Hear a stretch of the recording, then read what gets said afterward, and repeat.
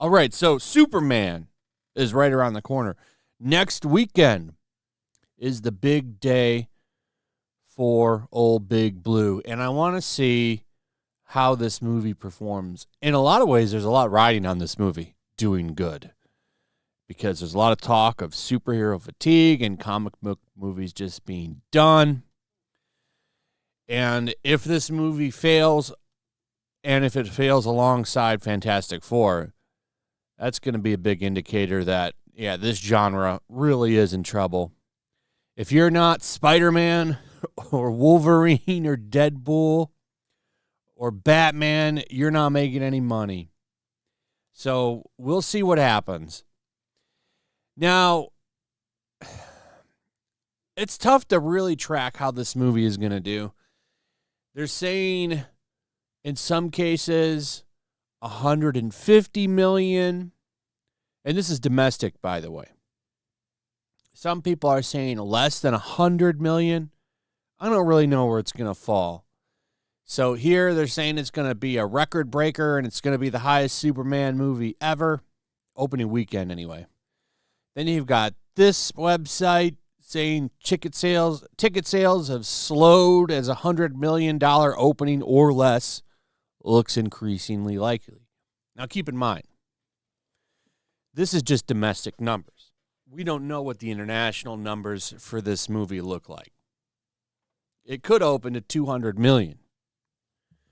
Let's say it does $100 million here and $100 million internationally. That's a thing that could happen. And that would be pretty good for this movie if it opens that high. So we'll just have to wait and see. I'm really curious. I really like Superman. I like James Gunn's movies. I even liked Peacemaker. There was a couple things I didn't like about it, but overall, I actually liked a lot about that show. So I think with Guardians of the Galaxy and Suicide Squad, like, James Gunn has his fans. I think some of his success has went to his head a little bit. I don't understand why he is so much a part of the marketing for this movie. You're the director, bro. You're not in the movie. Well, actually, I think he cameos as a character in it, but that doesn't mean you're not like a big part of it. I would hope not, anyway. But yeah, they're saying it could do $175 million domestic. It could do 100. The tracking is all over this place, and there's actually a very on-point quote here where they say tracking is nonsense. Megan 2.0 was looking at a $45 million opening. It opened at $10 million. So, yeah, he's not wrong there. Tracking can be wrong. We'll just have to wait and see. But there's a little bit of controversy. There's some controversy a brewing. And that's India. Is very upset with James Gunn. They're not happy with a response that he gave to a question about online trolls. He said they're all from India. Now, James Gunn, I think he's just making a joke. I really don't think it's that big of a deal, but some people are very upset about this. So I thought we would take a look at what he said. So Real Rejects here has the whole context. Let's watch this minute and 23-second clip. It was so relatable when he was saying, I don't go online, but clearly he actually gets affected by some of the comments from time to time. That's right. And obviously you're active online. We've seen what you've had to deal with. That's right. A couple little things here and there. Was any of that infusing in here cathartic for you, or why did you want to incorporate Superman's responses that he has towards online criticism? Well, obviously I relate. Obviously I relate to that. I'm glad he admitted that, because that's the whole reason that this is on here and part of this movie. It's because of James Gunn getting canceled, which, he himself had things to say about people getting canceled. He specifically went after Roseanne. And then, karma came back and slapped him in the face a little bit. Now, he obviously didn't get it anywhere near as bad as her because he ended up getting his jobs back. And I would say he benefited greatly from it because it got him a big position over at D.C. I mean, he runs D.C. now next to Peter Safran.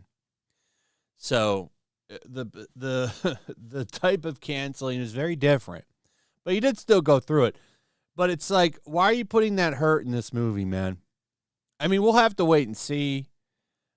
I'm hoping it all works out. I really want the movie to be good. I'm really hoping that it's good. But we'll see. I relate to that. I do tune out most of social media, but every once in a while there'll be somebody who will say something. It's always the weirdest stuff. It's never what you expect. Some weird thing that I go, God, that guy, I'm going to, and then I go, I think I might be getting upset about something a 12-year-old in India is saying. You know what I mean? I'm like, let it go. But I think that was really about the whole.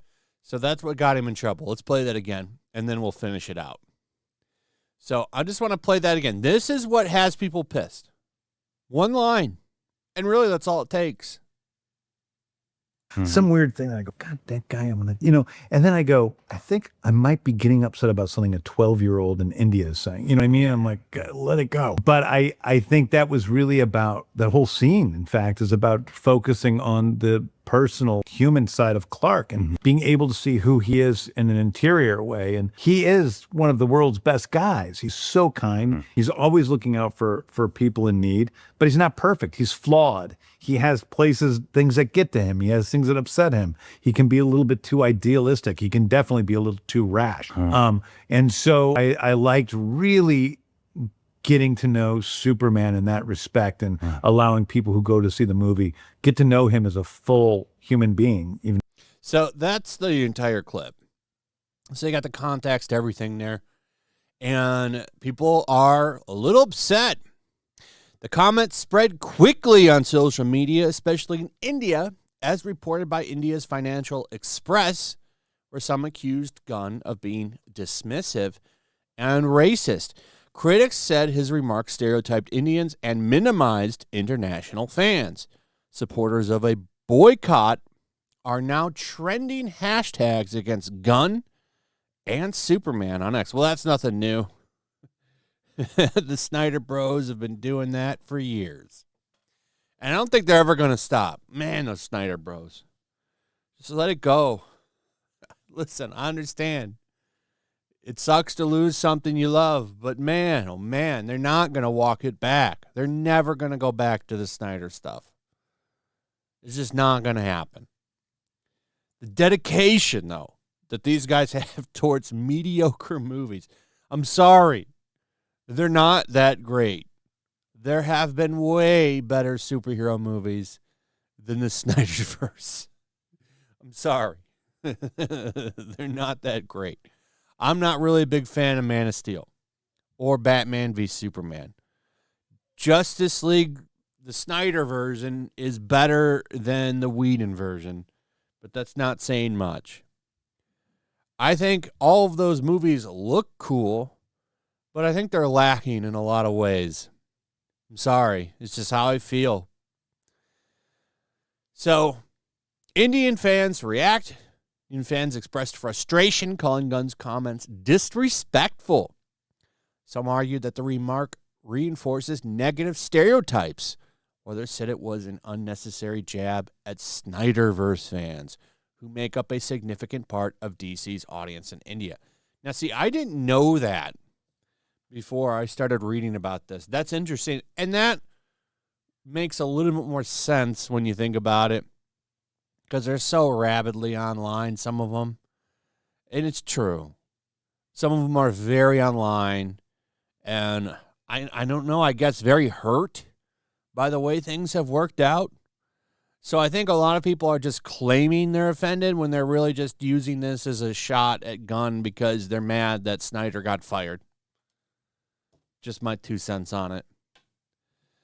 As pointed out by Financial Express, one person wrote, people from India who are defending Gunn, this is casual racism. What he did was wrong. He should apologize, or we're boycotting Superman and the DCU altogether. I can tell you one thing about boycotts. They very rarely work. Okay, we've seen one very successful boycott campaign, and that was the Bud Light campaign. In fact, it was so successful, it got other companies to change their behavior. Target, for one, changed a lot of their behavior because of that Bud Light boycott. But when it comes to entertainment, I rarely see it work. Many have tried. Many have failed. So you can threaten boycott, but not everybody is terminally online. Many people don't even pay attention to this shit. They're going to go see it if they want to see it. So the rest of the article is going over about like his comments on India, especially their movie industry, how much he loves it, which is true. He says that it's inspired Guardians of the Galaxy and it's inspired Superman. So to say the guy is racist, I think, is a little far-fetched. He's not. I don't think he is. I think he just made a comment, which, you know, is rooted in the call center stuff and things like that. I don't think that the guy is racist. I think that's ridiculous off of one comment. That was just a joke. Let's not be so uptight. It's just a joke. And I don't even think it was that bad. Like, it wasn't even that. I've heard far worse. So that's where we're at. Now, whether or not the movie does good, this ain't going to have anything to do with it. This will not hurt the movie whatsoever. It's just some bad press, but I don't think that this is so bad that it's going to hurt. In fact, this is just going to get more people aware of Superman at the end of the day. Critics, I'm going to tell you right now, are probably not going to like this movie. We had a review leak.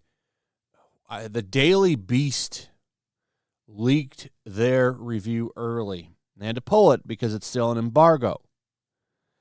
But I guess the general takeaway from the review is it's superficial and silly. It's terrible and overstuffed. Now, superficial and silly, this is about a dude that can bend steel and fly in the air, and he gets hurt by green rocks. It's a comic book movie. So who cares if it's silly? In fact, I kind of want it to be silly a little bit, to be honest, after the serious, dark tones of the Snyder shit. I kind of welcome a happier, more colorful, upbeat Superman, which is what I wanted Superman, to be honest. You have Batman for the dark shit. Superman never needed to be in the tone of Batman. I never understood that, and I never will. But if there's one thing we've learned about critics, is when they hate shit in mass, it usually helps the movie. You always will see like a 90 or an 80 for the audience, and I think that's what you're going to see. I think most people are going to like this movie. I could be wrong, but that's going to come from fans, though. Can you get regular normie people to show up for Superman in 2025? That's the real question. That's the real question. We'll see. So before you go, please subscribe. Hit that subscription button. It is free to do. Hit that notification button. It is free to do. Also comment. Let me know, what do you think Superman's going to do? Do you think this India boycott is going to hurt it? What are your expectations? What do you think the box office is going to be? Let me know in the comments. Also, if you would, please like and share the video. Also, share my comic book campaign. There's a link to that in the description. We got an awesome 60-plus page comic here for you to check out. I'm telling you, you're going to love it. We got a lot you can pick from. We got a supplemental book for $6. We've got CGC slabs that I will be signing myself. I'll be flying down to Dallas to the Rippaverse warehouse to sign those bad boys. They're going to look awesome, too. We also have 4 covers. We've got shirts. But say you just want to read the book, right? You don't want anything else. You just want to read the book. Well, you can pick up cover D for $17. Beautiful flag cover. Check it out. Let me know what you think, and we'll see you on the next one. Peace. The year is 1945. World War II rages from the halls of Buckingham Palace to the shores of the Nile River.